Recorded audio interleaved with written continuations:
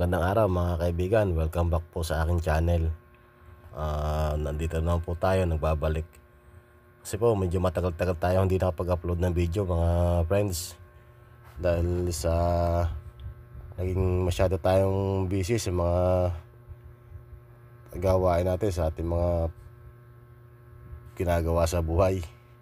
Kaya pasensya na po kayo mga kaibigan.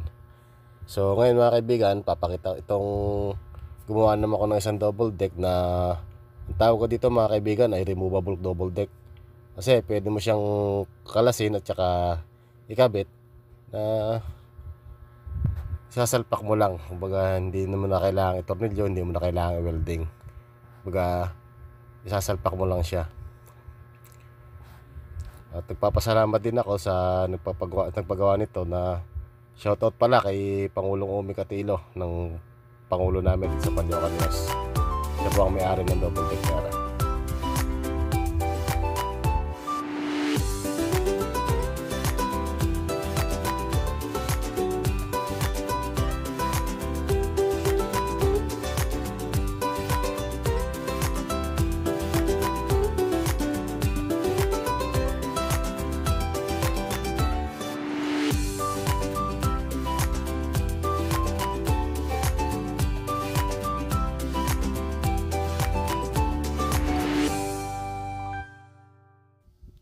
Itong double deck nito mga kaibigan ay isa lang ang size ng taas at saka yung mismong baba niya.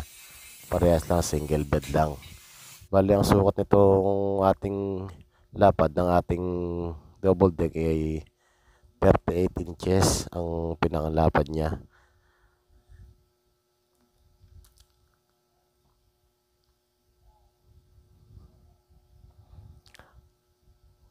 Tapos ang haba naman niya ay 75 inches. Yan mga kaibigan ay sukat ng isang single bed na foam.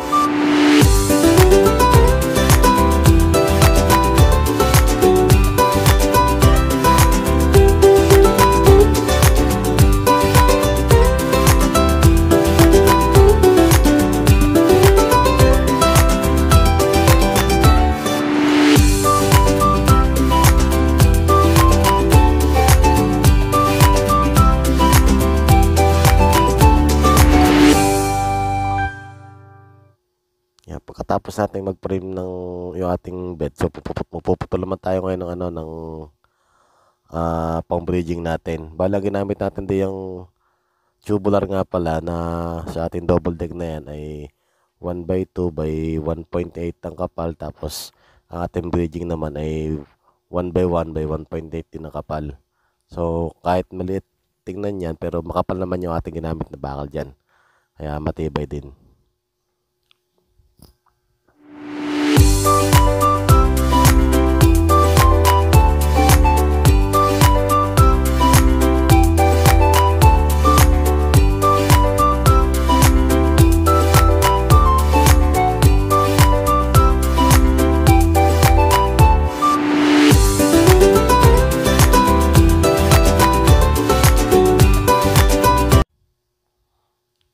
Gumamit nga pala ako ng isang tubular diyan na parang pinakang aking guide sa paglalagay, kasi mahirap kasing pagkabit niya pagka wala kang katulong. So, diniskartehan lang natin. Gumawa na lang ako ng isang tubular para pag nailapat natin yung tubular tapos naipatong natin doon sa frame, pantay na rin yung ating tubular na wine-welding. Hindi siya pagalaw-galaw.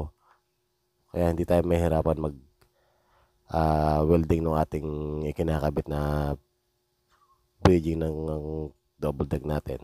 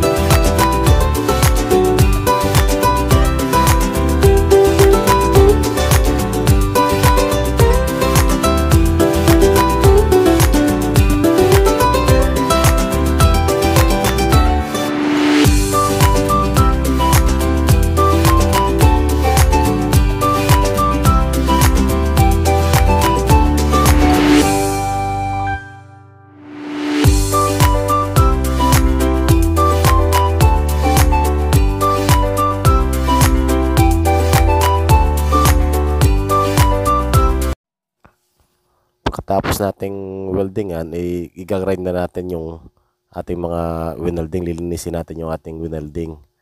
Kasi dyan natin ipapatong yung isa pa nating gagawing bed. At yan ang ating gagawing frame. Para parehas yung ating yari ng frame ng ating bed.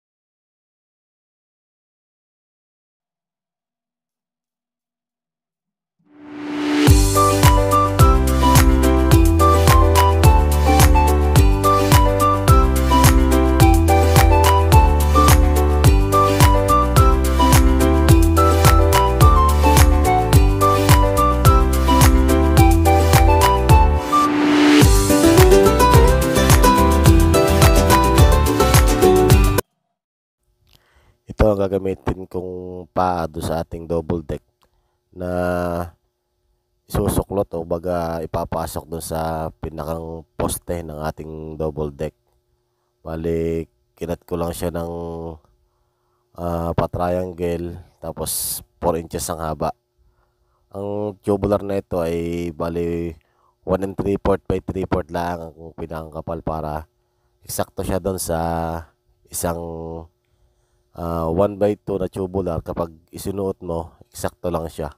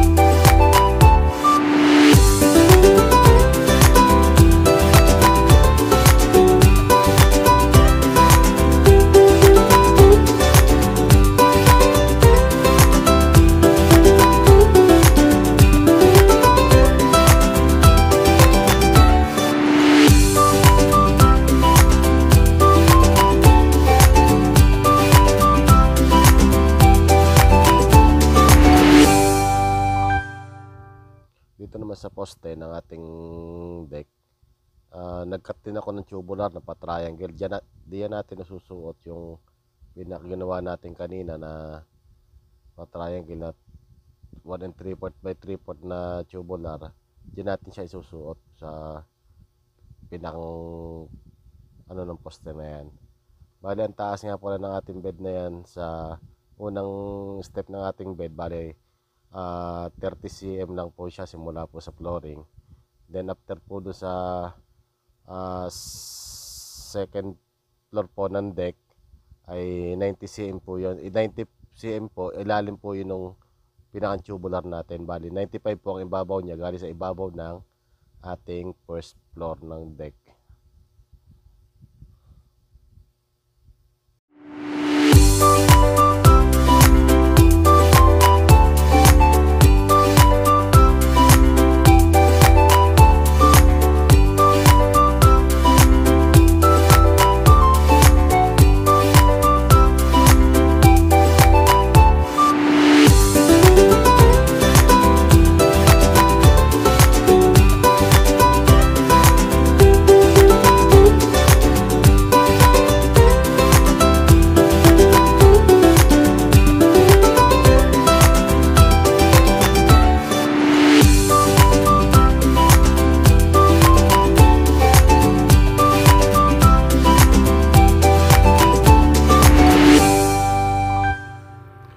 after nating matapos yung ating mga frame ng deck, so ito na ating bubuuin na.